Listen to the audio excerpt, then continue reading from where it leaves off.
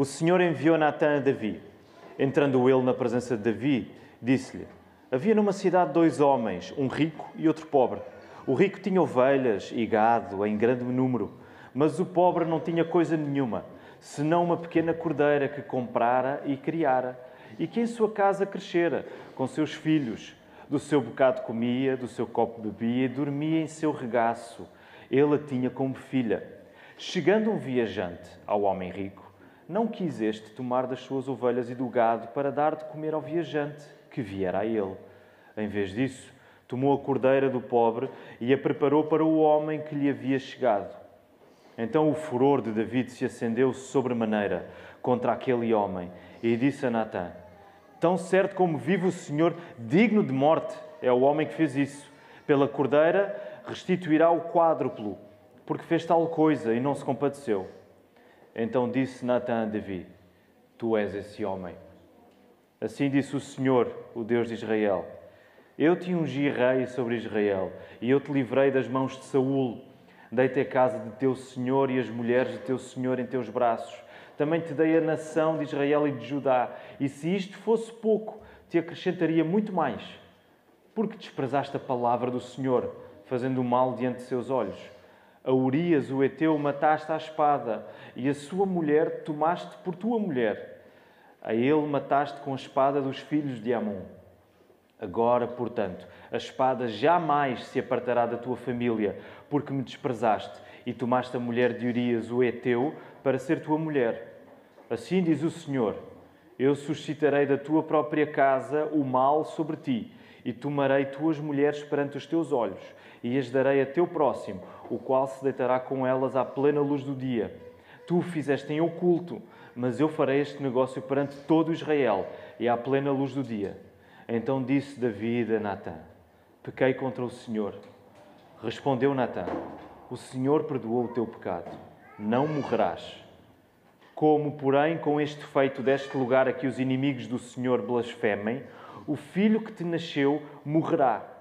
Depois que Natã foi por a sua casa, o Senhor feriu a criança que a mulher de Urias dera a David, e ela caiu gravemente enferma. Buscou Davi a Deus pela criança, jejuou e, recolhendo-se, passava a noite toda prostrado em terra.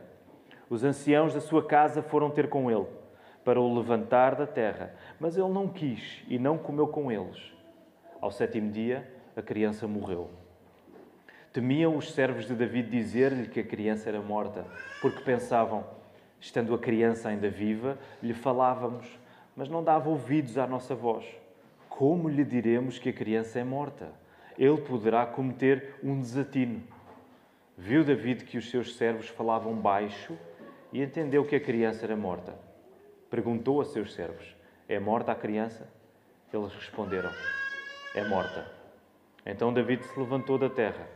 Depois de ter-se lavado, ungido e trocado de roupa, entrou no templo do Senhor e adorou. Então foi para o seu palácio e, a seu pedido, serviram-lhe pão e ele comeu. Perguntaram-lhe seus servos: que é isso que fizeste? Pela criança viva jejuaste e choraste, mas depois que a criança morreu, te levantaste e comeste pão? Respondeu ele: vivendo ainda a criança, jejuei e chorei, porque pensava: quem sabe se o Senhor se compadecerá de mim, de modo que viva a criança? Agora, porém, que é morta, por que jejuaria eu? Poderei eu fazê-la voltar? Eu irei a ela, mas ela não voltará para mim. Então consolou Davi a Batseba, sua mulher. Entrou e se deitou com ela. Ela teve um filho a quem deram o nome de Salomão, e o Senhor o amou. E porque o Senhor o amou, mandou por intermédio do profeta Natã dar-lhe o nome de Jedidias. Vamos até à palavra, queridos irmãos. Hoje continuamos a nossa série de sermões de Ouve a Palavra, um estudo panorâmico ao longo de toda a Bíblia. Ele é ambicioso, ele tem-nos levado um pouco por todos os livros da Bíblia, para percebermos de facto este princípio inegociável em toda a Escritura, que é a audição da palavra. O povo de Deus é um povo que escuta a sua palavra. Se tu amas o Senhor, tu amas a sua palavra. E isso vai saldar-se na maneira como tu diariamente escutas o texto. Então hoje o sermão que eu vos quero pregar chama-se o arrepio do arrependimento.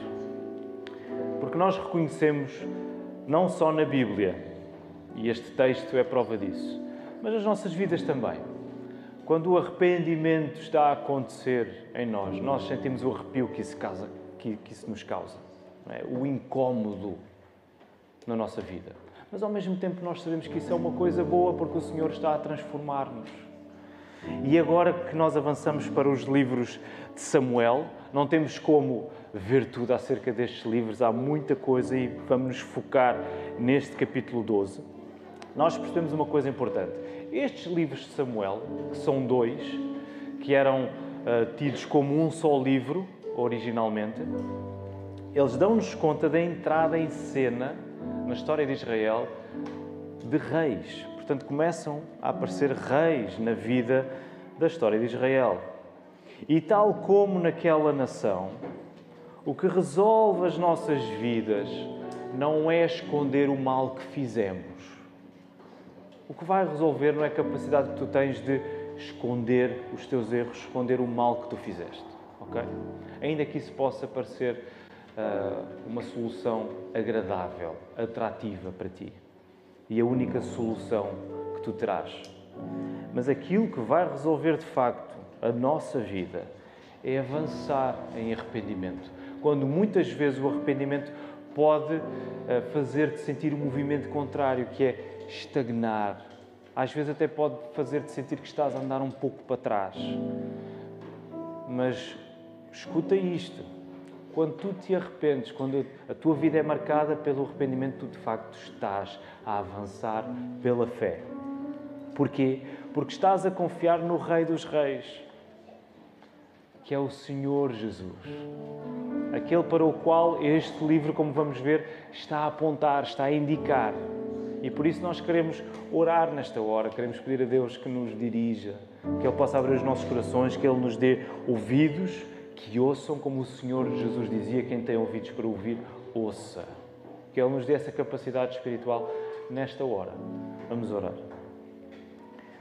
Nosso Deus e nosso Pai, o Teu povo está aqui reunido para Te louvar, para engrandecer o Teu nome, para reconhecer todas as Tuas maravilhas, para reconhecer o que Tu tens feito em nós, para, Senhor, cantar o Teu amor, cantar a Tua graça. Senhor, foi para isso que Tu nos criaste e nós conseguimos perceber cada vez mais o nosso propósito quando estamos reunidos a louvar-Te, Senhor. Quando estamos reunidos à volta da Tua Palavra. Quando os nossos corações estão apontados para uma só coisa, Senhor, que é o Teu Filho Jesus. E nesta hora nós queremos pedir-Te isso mesmo, que possas fazer os nossos corações apontar para Cristo, que a Tua Palavra de facto nos coloque na direção de Jesus, que os nossos olhos possam ver pela fé o que Tu fazes, o que Tu fizeste por nós, através do Teu Filho Jesus. Ó Senhor, ajuda-me a pregar esta mensagem com firmeza, com as Tuas palavras, com amor, Senhor, porque eu sei que para aplicar isto às nossas vidas, e as nossas vidas são muito diferentes umas das outras, Senhor. Eu não tenho essa capacidade em mim. Só Tu podes fazer isso.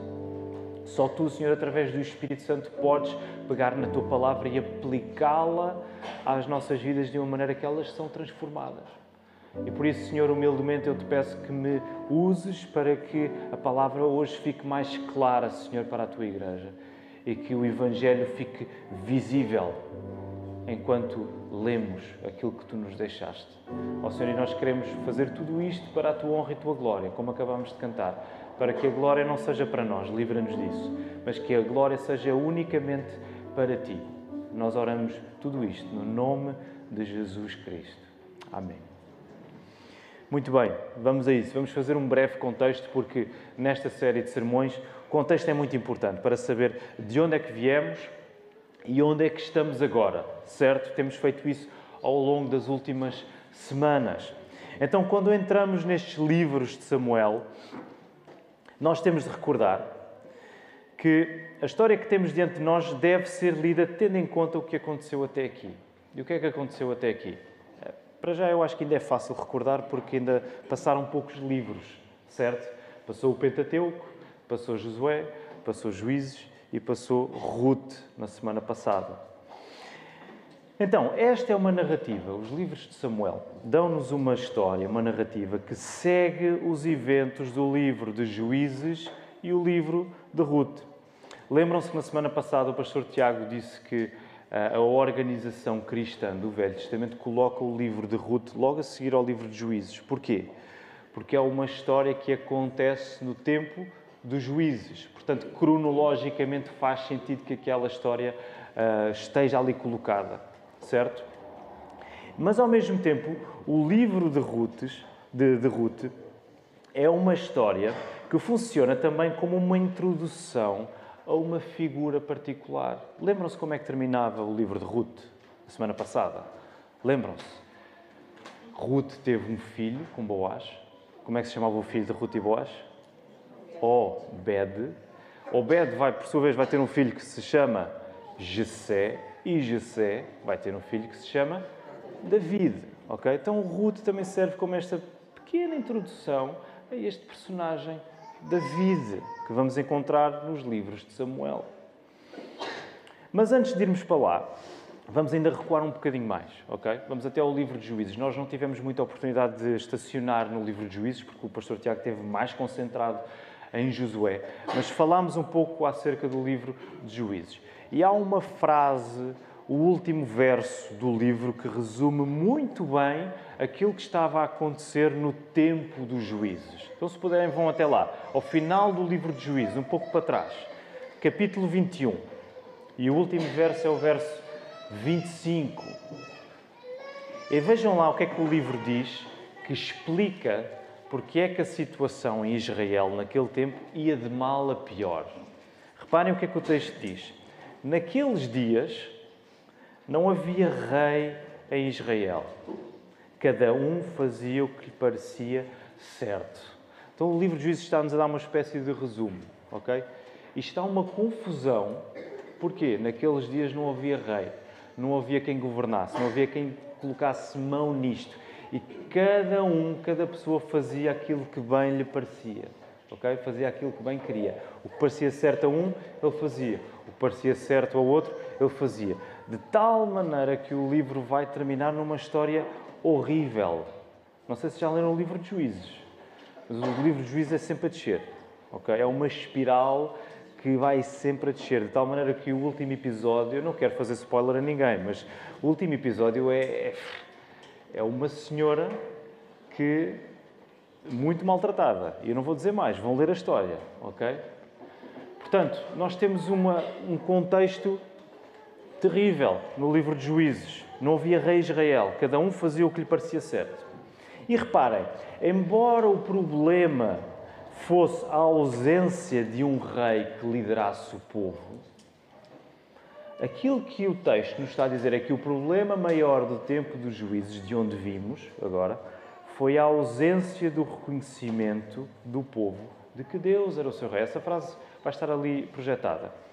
O problema maior de Juízes foi que o povo não reconheceu que Deus era o seu rei. Esse é o problema. O povo quis fazer como bem lhe parecesse, porque gradualmente não reconheceu que Deus, de facto, era aquele que devia reinar no seu meio. Logo, quando nós vamos para estes livros de Samuel, nós percebemos que eles dão-nos o cenário onde Deus revela um pouco mais o seu plano eterno de estabelecer o seu governo através de um rei. Ok? Então, Deus, desde o Gênesis, está a revelar o seu plano de salvação, a história da redenção. E essa revelação vai aumentando, vai ficando cada vez mais preenchida, mais completa à medida que a história vai avançando. E nós chegamos a estes livros e percebemos Deus agora está a revelar o seu plano de uma maneira que isso inclui a introdução de um rei na história da vida do povo de Israel. E nós começamos logo a perceber onde é que isto vai dar. Então, para percebermos o que é que está aqui a acontecer, resumidamente, o primeiro livro e o segundo livro de Samuel há vários personagens, ok? Há muita gente a aparecer e a desaparecer. Mas há 3 personagens, podemos dizer de uma maneira resumida, que atam esta história. Sabem que personagens são essas? Que personagens é que vocês diriam, assim, as 3 principais personagens destes livros de Samuel, que de uma maneira assim resumida atam a história? Quem é que vocês poderiam dizer? Samuel, não é? O profeta Samuel, que funciona como o último juiz. Portanto, lembra-se, nós vimos do tempo dos juízes. A história de Ruth é uma história que acontece no tempo dos juízes. Nós vimos do tempo dos juízes. Samuel funciona, é um profeta, funciona como o último juiz antes da monarquia aparecer em Israel. E nós vemos Samuel destacado, sobretudo entre os capítulos 1 e 7 do primeiro livro de Samuel. Depois, Samuel, outro personagem. Saúl, não é? Que geralmente é um nome que nós não gostamos muito de dar às nossas crianças, porque é um rei, foi o primeiro rei de Israel e meteu os pés pelas mãos. Então é um rei, primeiro rei de Israel, Saúl, que desagrada a Deus e que vai revelar-se inadequado para a tarefa, certo? Nós hoje não nos vamos concentrar tanto na história de Saúl, é muito interessante também, mas não temos como fazer isso. E nós encontramos Saúl destacado, sobretudo, do capítulo 8 ao 14 do primeiro livro de Samuel. É verdade que Saúl vai aparecer até ao final do primeiro livro, certo? Até à sua morte. Mas o destaque que é dado vai, sobretudo, do capítulo 8 até ao capítulo 14. E depois, qual é o terceiro? David. Este é fácil, não é? David. Aliás, até podemos dizer que, em termos humanos, é o personagem principal, certo? É aquele a quem vai ser dado o maior destaque. Então, David é o rei que recebe a promessa de um descendente, a promessa de uma casa, de uma monarquia que não vai ter fim sobre Israel, certo? Então nós vemos David, o destaque a David é o maior deles todos, desde o capítulo 15 do primeiro livro de Samuel, desde a segunda metade do primeiro livro de Samuel, até ao final do segundo livro. Então, à medida, eu não sei quantos de nós é que tivemos a oportunidade de ler estes 2 livros durante esta semana. Mas para aqueles que leram e se não tiveram a oportunidade, por favor, leiam. Mas quando nós lemos estes livros e avançamos na leitura, nós apercebemos de uma comparação óbvia entre quem? Entre Saúl e David. Não é? Entre o primeiro rei Saúl e o rei que vem a seguir, David. E reparem, para resumir muito, ambos têm em comum o quê? Há coisas em comum entre Saúl e David. Ambos têm em comum o quê? Os 2 começaram bem os seus reinados. Eles começaram bem. Saúl começou bem. Começou a vencer os seus inimigos. Ok? Ganhou consenso do povo. David também começou bem o seu reinado. Começou a vencer os seus inimigos. Ambos têm em comum também o quê? Depois de terem começado bem. Eles caíram em pecado. Saúl desobedeceu.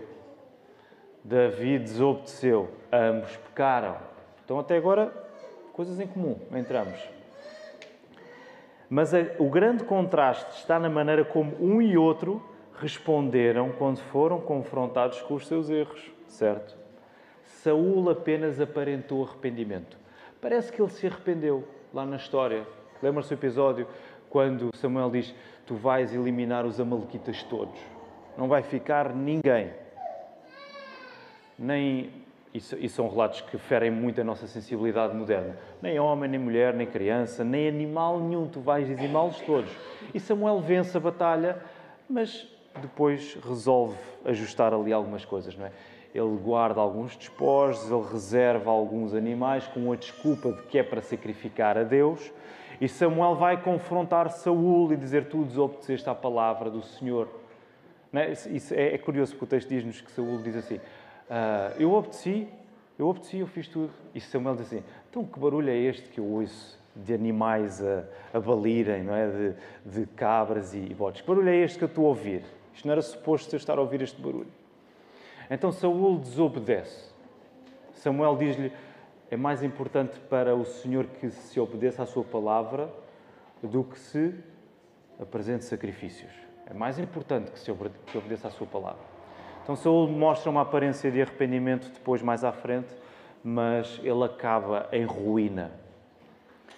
E o contraste está com David, porque David é confrontado com o seu pecado, como vamos ver em particular no texto de hoje. David é confrontado com o seu pecado, Mas David arrepende-se verdadeiramente e a sua vida é restaurada. Ainda que, para aqueles que leram, lembram-se que o final da vida de David também não é assim tão simples. Ele volta a meter-se em atrapalhadas, ele levanta o censo, ele quer saber quantos homens é que tem Israel, quantos soldados é que ele tem. Ele quer saber o número do seu exército, porque ele quer confiar no seu próprio poder, na sua força. E o Senhor desagrada-se muito. Mas David volta a arrepender-se, ele reconhece o pequei novamente contra o Senhor. Logo, temos um princípio importantíssimo, só neste contexto. O problema do povo, reparem, o problema do povo, que nós vimos que é grave desde os juízes, não se resolve porque há um rei no trono, ok? O problema do povo não se resolve simplesmente porque há um rei no trono. O problema de Israel é resolvido somente pela graça de Deus, que aqui nós vemos ilustrada na vida de David. Por outras palavras, e essa frase vai ficar projetada, mais importante que Israel ser livrado das nações adversárias à sua volta, e isso era importante que acontecesse, certo? Para o reino ficar estabelecido, mas mais importante do que isso, é Israel ser livrado do verdadeiro inimigo, que é o seu pecado. Agora, nós aqui conseguimos imediatamente aplicar isto às nossas vidas, porque muitas vezes nós vivemos como se o mais importante fosse que os adversários à nossa volta, as condições adversas fossem todas conquistadas e esquecemos que o verdadeiro inimigo nas nossas vidas é o nosso próprio pecado. É disso que nós precisamos ser libertados. Por isso, no fundo, este episódio que nós acabámos de ler, de David a ser confrontado com o seu pecado, é uma espécie de lição que a Bíblia está a dar àqueles leitores e ao povo, a dizer assim: é terrível a opressão das nações à nossa volta. Os filisteus são um povo terrível, opressivo, duro. Mas sabem o que é ainda mais terrível? É o pecado que este homem acabou de revelar. Vocês estão impressionados com aquilo que está a acontecer à vossa volta, com os adversários que vocês têm? Impressionem-se com o inimigo que vocês têm dentro de vocês mesmos, que é o vosso pecado. Então, mais importante que Israel ser livrado das nações adversárias é Israel ser livrado do verdadeiro inimigo, o seu pecado. O que nos faz regressar ao texto desta manhã. Vamos até lá. Coloquem novamente os vossos olhos no capítulo 12 deste segundo livro de Samuel. E nós conhecemos bem a história, certo? A história do pecado de David. David que fica em casa quando deveria ter ido para a guerra.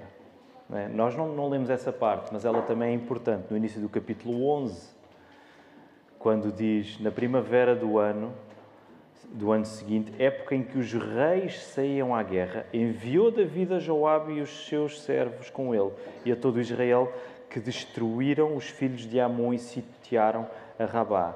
Mas David ficou em Jerusalém. Então, David ficou em casa, quando devia ter ido para a guerra. Cobiça uma mulher, Batseba. Mulher esta casada com Urias. Adultera com Batseba. Executa um plano para matar Urias e para encobrir o seu erro. E nós podemos ler isto tudo no capítulo 11, ok? Nós conhecemos esta história. O homem segundo o coração de Deus, como era conhecido David, o homem segundo o coração de Deus, mostra ter um coração completamente endurecido para a palavra de Deus. Já repararam nisto? O homem segundo o coração de Deus mostra ter um coração completamente endurecido para aquilo que ele conhecia acerca da palavra de Deus. David conhecia perfeitamente que ele não devia cobiçar, ele não devia adulterar, ele não devia mentir, ele não devia matar. Ele sabia isto, certo? Ele era um homem segundo o coração de Deus. E, no entanto, ele mostra um coração completamente endurecido para a palavra. No auge do seu poder e domínio como rei de Israel. David é rei em Israel. No auge do seu poder, ele está a conquistar as nações à volta.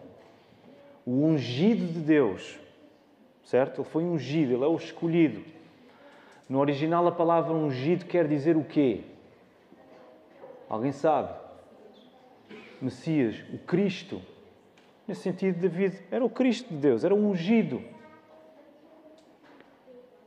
No auge do seu poder e domínio, David decide que o que ele tem não é suficiente e entrega-se àquilo que não lhe é permitido ter. O que é que isto nos lembra? Parece que estamos a ler o que outra vez? Parece que estamos a ler Gênesis 3, não é?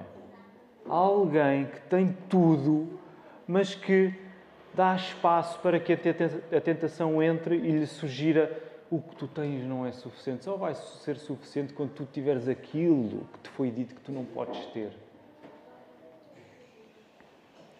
Do mesmo modo, como aconteceu lá no Gênesis 3, David colocou-se a jeito da tentação e escondeu o seu pecado.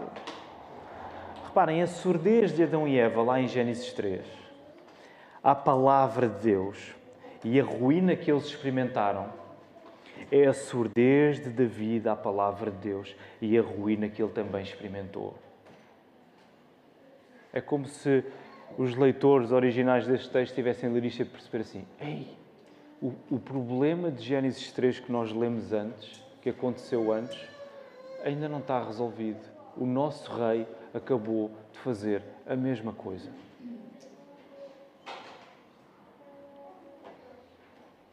Por isso, tu tens aqui bons sintomas de ouvidos que ouvem tudo exceto a palavra de Deus. Esta é a nossa preocupação, é ouvirmos a palavra. Tu tens aqui bons sintomas de ouvidos que ouvem tudo menos a palavra de Deus. Vai ficar projetado. Repara, isso acontece quando te deixas estar onde não deves estar. E isso acontece quando a tua reação imediata é encobrir o pecado. Tu sabes que não estás a ouvir a palavra, tu sabes que estás a ouvir tudo o resto, todas as outras sugestões, todos os outros textos, todas as outras mensagens, exceto a palavra de Deus, quando tu deixas estar onde não deves estar, quando tu deixas estar num sítio em que tu sabes que vais ser tentado, em que tu sabes que vai ser muito mais fácil para ti desobedeceres à palavra. E quando a tua reação imediata é encobrir o pecado. E nós, deixem-me dizer, eu reconheço isso na minha vida e eu sei que tu reconheces na tua. Isso é o mais fácil de fazer. É nós ficarmos onde nós sabemos que estamos confortáveis, ainda que a tentação venha, mas por algum motivo nós achamos que não, eu vou ser capaz de enfrentar. Deixa-nos ficar ali. E quando caímos, quando erramos, quando pecamos, nós queremos encobrir, nós queremos esconder. Mas eis que o Senhor destrói o esquema de David e envia-lhe a sua palavra através do profeta Natã. E este episódio é incrível. Não é? Este episódio de Natã ir falar com David, a maneira como David responde, depois a maneira como Natã mostra a David, é incrível. Reparem, quando Deus entra em cena, não é? Porque o texto está-nos a dar essa dinâmica. Nós acabámos de vir do capítulo 11, em que foi detalhado o pecado de David, toda a sua artimanha. E o capítulo 11 termina a dizer que o que David fizera desagradou ao Senhor. E depois, onde é que está o foco? O Senhor envia Natã. O Senhor envia a sua palavra, certo? O Senhor toma conta da cena. Tal como no Gênesis 3, Adão e Eva pecaram, é o Senhor que vai ter com Adão e diz o quê? Onde estás? Não é? Onde é que tu estás? Deus está a dominar. Deus não vai deixar David embrenhado no seu esquema. O Senhor envia Natã, o Senhor envia a sua palavra através do profeta para confrontar este pecador. E quando Deus faz isto, quando Deus confronta um pecador, quando Deus me confronta a mim, quando Deus te confronta a ti, Ele faz questão de mostrar que a sua capacidade de transformar o coração é incomparavelmente mais poderosa e eficaz que o talento que eu e tu temos de nos tentarmos esconder na nossa miséria. Tu podes ter muito talento e eu também de escondermos o mal que fizemos. Mas não se compara com o poder que Deus tem de pegar e revelar isso na tua vida. É isso que Deus vai fazer agora com David. Reparem que a parábola de Natã, e David não sabe se Natã está a contar uma parábola ou se há alguma situação que aconteceu de facto no meio do povo. Até pela maneira como David responde, parece que isso aconteceu, portanto é preciso ir ter com esse homem e fazer alguma coisa. Reparem que a parábola de Natã é de tal maneira impressionante que David coloca-se imediatamente na linha da frente, na dianteira do julgamento. Ele, como rei, é chamado a fazer isso, certamente. E o julgamento que David acha apropriado para aquele homem rico que acabou de roubar a única cordeira do homem pobre. E o que é que David diz? Qual é a coisa imediata que David diz que aquele homem merece? Morte. Ele é digno de morte. Mal sabia David que estava a pronunciar o julgamento sobre si mesmo. Ele é digno de morte. E é aqui quando o furor de David se acende. É interessante porque David não diz só isso. Coloquem lá os vossos olhos no verso 5, não é? Então o furor de David se acendeu sobremaneira contra aquele homem e disse a Natã: tão certo como vive o Senhor, digno de morte é o homem que fez isso. Então, David estava a aplicar bem a lei, certo? Estava a trazer a lei de Deus para trazer a consequência ajustada ao pecado daquele homem. E depois David diz assim: pela cordeira restituirá o quádruplo, 4 vezes, porque fez tal coisa e não se compadeceu. É irónico, porque David está tão cego à palavra que usa a palavra como ele quer. Ele esqueceu-se de tudo o resto que ele desobedeceu acerca da palavra. Mas agora, porque lhe dá jeito, ele vai usar a palavra a seu favor para pronunciar o julgamento sobre aquele homem. É aqui, no furor, quando o furor de David se acende, que Natã sabe que o tem precisamente onde o quer. Natã sabe: tu estás exatamente, tu mordeste o isco. Tu estás aí agora tu vais levar uma pedrada que nem sabes o que é que te aconteceu. Prepara-te. Sabem quando nós estamos a conversar com alguém e queremos levar essa pessoa para um determinado sítio da conversa para depois deixarmos aquela última palavra e a pessoa fica assim? Nós com os nossos filhos tentamos fazer um bocado isso, enquanto dá, não é? Enquanto eles não percebem o nosso esquema. Mas é isso que Natã está a fazer com David, a usar o furor de David. Natã sabe que agora tem David precisamente onde quer e dá-lhe a estocada final lá no verso 7. Depois David dizer: esse homem merece morrer. Ele merece restituir também 4 vezes mais aquilo que roubou. E Natã vira-se e diz assim: meu querido David. Eu acho que ele não usou a expressão meu querido, ele disse só: tu és esse homem. Percebes agora? Estavas cego. Consegues ver? Tu és esse homem. E agora David está diante do furor de Deus. David estava cheio de furor perante o que tinha acontecido. Mas agora é David que está diante do furor de Deus quando lhe é dito tudo o que vai acontecer como consequência do seu pecado. E o Senhor vai dizer: porque tu fizeste isso, a espada não se vai apartar da tua família. Tu fizeste isso às escuras, às escondidas, eu vou fazer contigo isso às claras para toda a gente ver. Começou por se acender o furor de David, mas agora é ele que está diante do furor de Deus, quando ele reconhece a consequência do seu pecado. David compreende o que fez e confessa que pecou contra o Senhor, lá no verso 13. Então disse David a Natã: pequei contra o Senhor.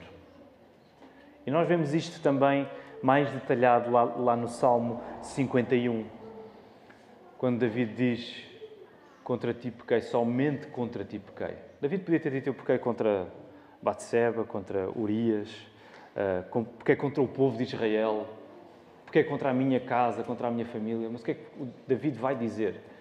Pequei contra o Senhor. É contra Deus que David está a pecar.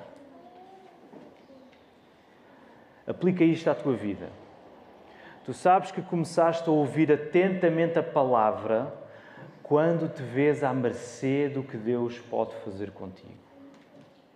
E é mesmo neste lugar, é propositado, este lugar assustador que eu nos quero deixar agora. Tu sabes que começaste a ouvir decentemente a palavra de Deus quando te vês à mercê do que Deus pode fazer contigo. E nós reconhecemos que na sua misericórdia Deus muitas vezes não nos dá as consequências que o nosso pecado merece. Mas nós, quando pecamos e ouvimos a palavra atentamente acerca do nosso pecado, nós percebemos qual é a consequência última que o nosso pecado merece. Verdade ou mentira? Quando nós ouvimos a palavra, nós percebemos o que isto merece é morte. O castigo que eu mereço é morte. E tu sabes que estás a ouvir a palavra de Deus quando tu reconheces que nesse momento tu estás à mercê. Tu estás à mercê. Tu não tens sítio para onde ir. Tu estás à mercê do Senhor. É arrepiante. Mas ao mesmo tempo é o melhor sítio onde tu podes estar. Porque tu estás a ouvir. Tu estás a ouvir. Por isso é que a pregação do Evangelho não começa no lado bom.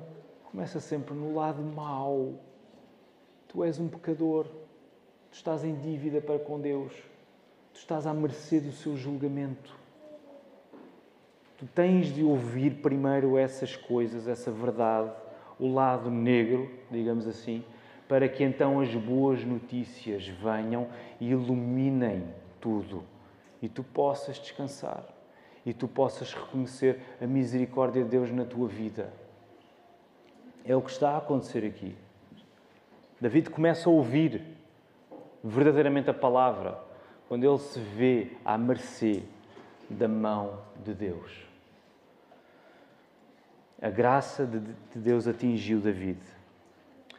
O arrependimento de David, como vimos que é mais detalhado no Salmo 51, e se tiverem questões acerca de tudo isto, a quinta-feira é o momento ideal para nós irmos até aos textos. Provavelmente vamos ter a oportunidade também de ir ao Salmo 51 para podermos explorar um pouco mais. Agora não temos como fazê-lo, mas escreve as tuas perguntas, envia-as e quinta-feira podemos voltar à palavra e refletir e partilhar acerca disso também. O arrependimento de David mostra o que está em causa quando ele diz que o seu pecado é contra Deus. O arrepio do arrependimento de David leva-o em direção a Deus. Ele vai em direção a Deus, porque ele reconhece que só Deus o poderá perdoar e restaurar. Guarda isto. O arrependimento de David não o torna afastado de Deus. Ele leva-o em direção a Deus, porque ele reconhece que o mesmo Deus que ele ofendeu contra ti, somente contra ti eu pequei, é este Deus que tem a capacidade de o perdoar e de o restaurar. E reparem, coloquem-se na posição das pessoas daquele tempo que estão a assistir a isto ou a ler isto. É ou não é escandaloso que David seja perdoado? É ou não é? Pensem, por exemplo, no pai ou na mãe de Urias, que perderam um filho. É escandaloso que David saia ileso. Ele fez isto tudo e não vai pagar com a vida. É escandaloso que David seja perdoado.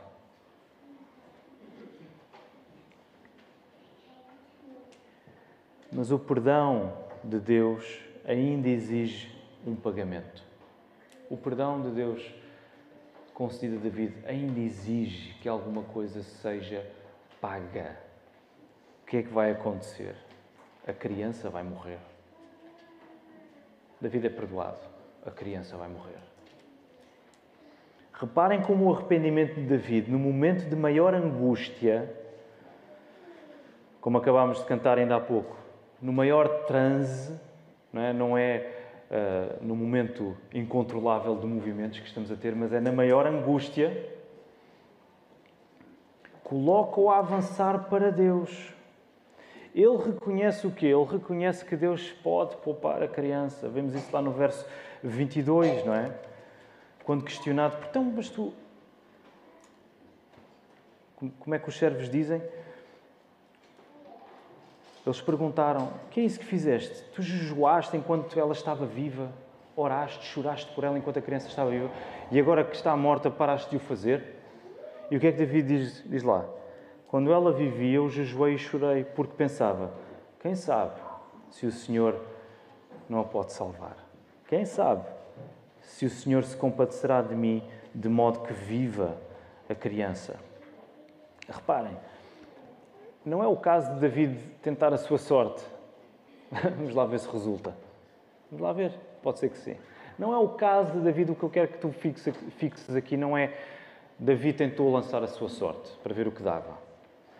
Repara, David agiu de acordo com um coração que foi completamente capturado pela graça de Deus. David, sabendo que Deus é gracioso, que Deus é um Deus de graça, que Deus quer dar, que Deus quer recuperar, que Deus quer salvar, que Deus quer restaurar, ele lança-se em súplica. Porque ele reconhece, esta é a atitude própria de alguém que reconhece a graça de Deus na sua vida. Por isso ele lança-se. Ele não é indiferente ao sofrimento da criança. Ele não sabe o que é que vai acontecer com a criança. Quer dizer, ele sabe o que é que vai acontecer com a criança porque o profeta disse-lhe, a criança vai morrer, mas ainda assim ele lança-se. Porque ele reconhece, este é o meu Deus, ele é um Deus de graça. Logo eu vou suplicar. Eu vou comportar-me diante de Deus de acordo com aquilo que Ele tem revelado acerca de si mesmo, que é a sua graça. É o que Ele me tem dado. É o que Ele tem feito por mim. E Ele lança-se em choro, em arrependimento.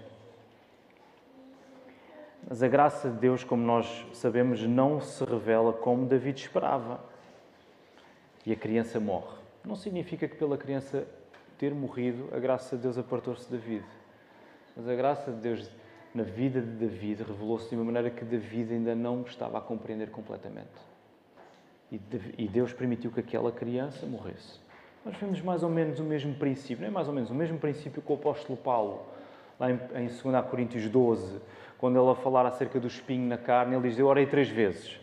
Não é? A mesma coisa. Eu sei que o meu Deus é um Deus gracioso, que nos liberta. Eu orei 3 vezes para que Ele me libertasse. Mas qual é que foi a resposta?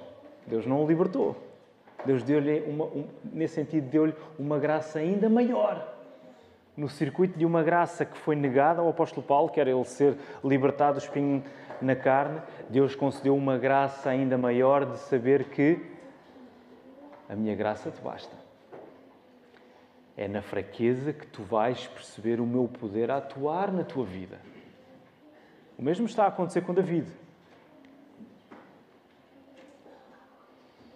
Atenta para o verso 20. O que é que acontece com David no versículo 20?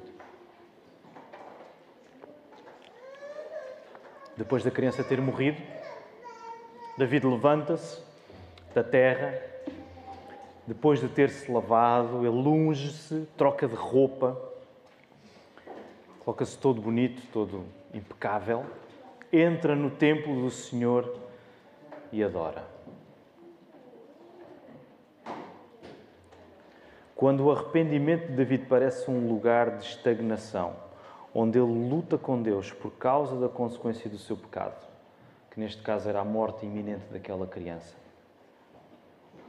Deus restaura David à adoração.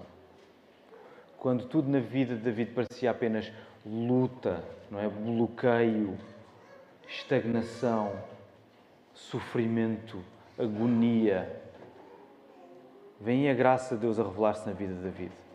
Deus restaura David à adoração.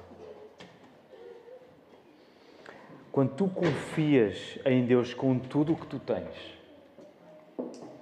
tu sabes que até no pior que te pode acontecer, Deus vai colocar-te no único lugar que te consolará, no único lugar que verdadeiramente consola a tua vida. E esse lugar é o lugar da adoração. Guarda isto para ti, a frase vai ficar projetada. O arrependimento na tua vida é Deus a fazer de ti um adorador melhor, tal como fez com David. Nos momentos em que tu achas que, por estás a ser trazido ao arrependimento, estás a ser confrontado com o teu erro, com o teu pecado, tu sentes, e agora? Eu não tenho como avançar, minha vida ficou completamente destapada, o que é que eu vou fazer?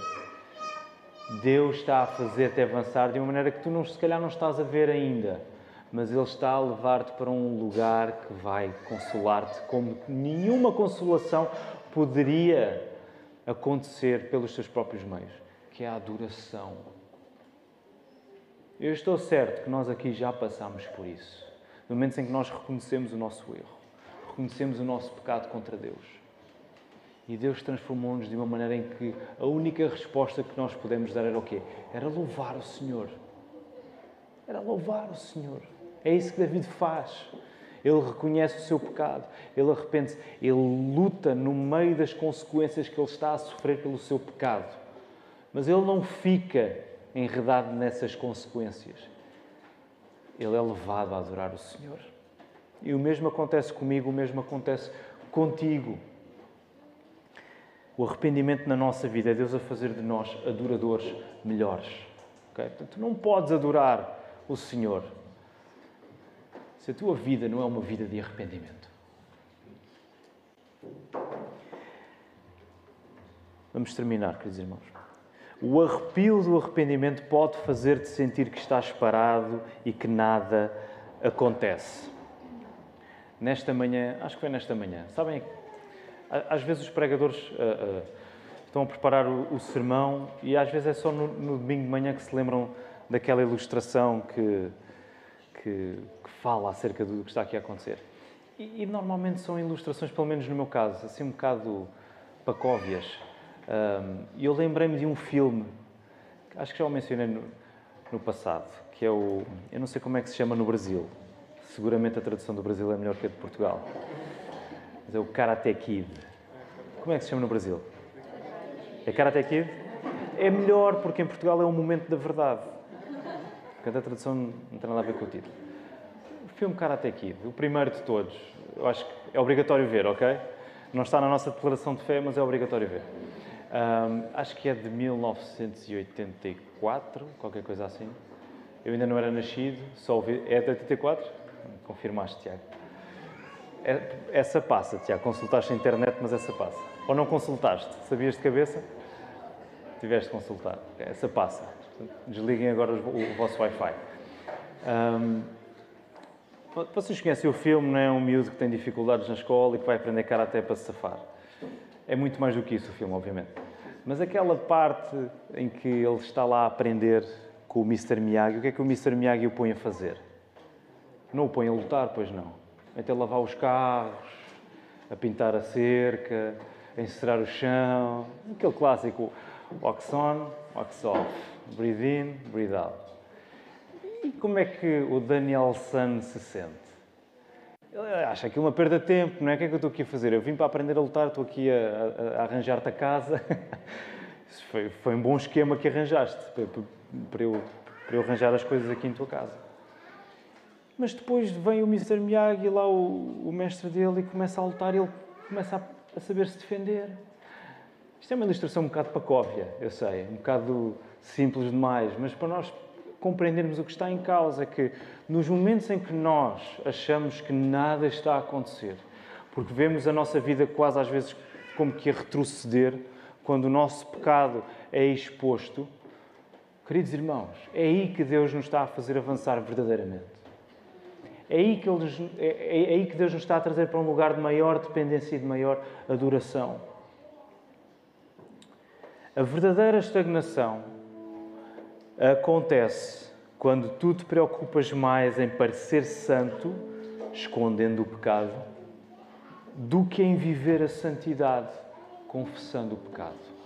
A verdadeira estagnação na tua vida, o verdadeiro retrocesso, vai acontecer quando tu apenas finges viver a santidade. Quando tu apenas queres aparentar a santidade. E não abraças aquilo que a santidade pede na tua vida, que é expor-te, abrir-te, confessares o teu pecado. O custo da confissão assusta-nos, de facto, mas é essa a atitude de um coração capturado pela graça divina.